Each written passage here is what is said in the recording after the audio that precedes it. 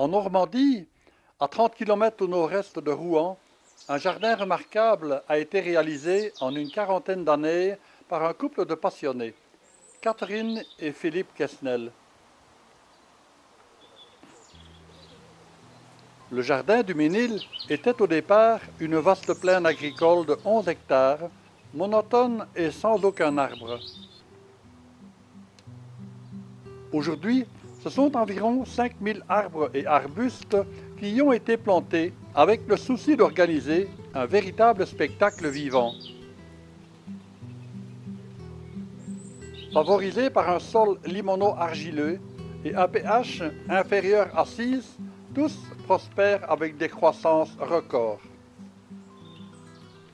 Mais rejoignons le propriétaire pour en apprendre davantage. Et nous voilà partis sur l'aménagement de ces 11 hectares que nous appelons aujourd'hui donc Parc botanique de Bray, pour le différencier du jardin du Ménil, puisqu'en fait dans le jardin ici vous avez les 3 niveaux, vous avez l'arbre, l'arbuste et puis forcément la sphère herbacée, alors que sur le parc vous n'avez que l'arbre et l'arbuste. En fait, on a eu pour le coup dès le début, Catherine et moi, 2 coups de cœur très marqués, qui ont été pour Catherine le monde des hydrangeas, qu'elle connaît d'ailleurs bien, qu'elle multiplie, je dirais, assez bien, oui, hydrogène hortensien. Et donc ici sur le site, vous avez un petit peu plus de 250 taxons différents d'hydrangeas, hein, que ce soit des grands des macrophylla, des serrata, des pullata, des arborescens, etc. Et moi j'ai eu un coup de cœur très marqué, vous l'avez peut-être déjà perçu un tout petit peu, pour le monde de l'érable, auquel je voue une adoration assez marquée. Mais depuis, les coups de cœur, surtout depuis l'aménagement du parc, les coups de cœur nouveaux sont arrivés. Et il y a le genre Magnolia qui est très représenté, hein, il y en a plus de 100 espèces et variétés. Bon, évidemment, en ce moment, ils ne sont pas spectaculaires et ils sont encore jeunes. Puis il y a les nouveaux coups de cœur, les Styrax, les Stewartia, les Euonymus et tant d'autres choses. Et aussi un coup de cœur très personnel pour les liquides en barre.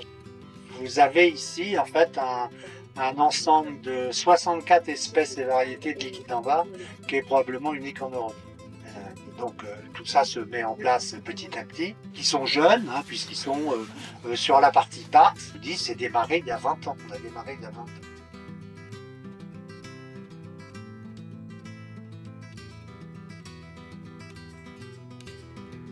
Les premiers coups de cœur, des érables, Acer bergerianum, Acer griseum, liquide en barre, l'Hiriodendron sinensis, qui a eu des grosses misères.